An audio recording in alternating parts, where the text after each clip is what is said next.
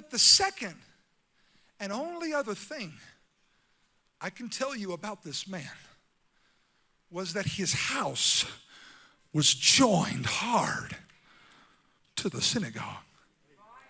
His house was connected to the things of God. This man next door to the house of God, whose house was built around the things of God.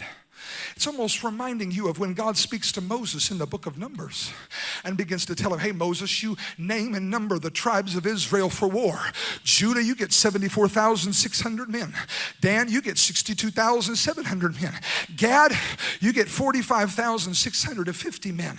But then he gets to the tribe of Levi, and God says, you will not number them, but it will be the job of the Levitical priesthood to take care of the tabernacle and to set up the house of God and to take down the house of God. And so intent will their job be that they will pitch their tents directly around the tabernacle so that they will be closer to the house of God than any other tribe. And the Levites will watch and they will prepare, and every aspect of their lives will revolve around the house of God. Some commentaries say that Justice's house was so close to the house of God, he heard every sermon. He heard every song. He heard every time somebody would open up the scroll and begin to quote scripture.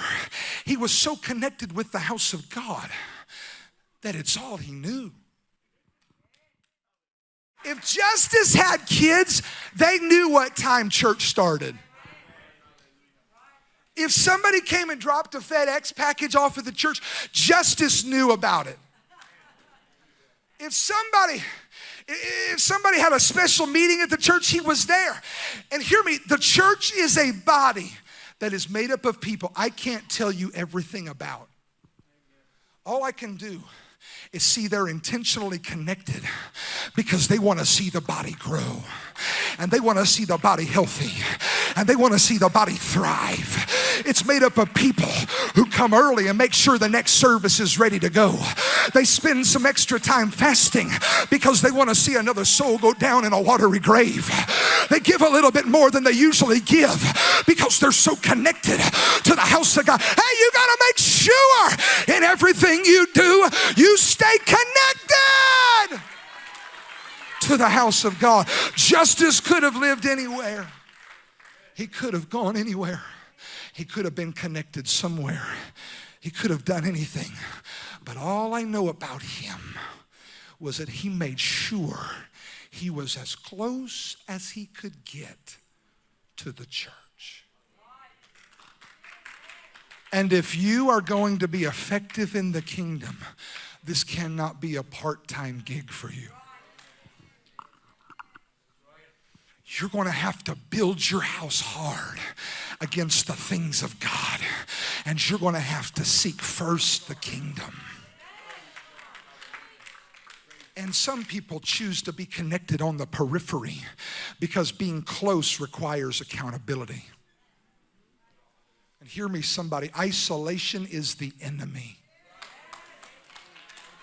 And the devil wants you to isolate yourself and become disconnected from the body every time you've got an opportunity. Hey, Jezebel wants to confine you to a cave.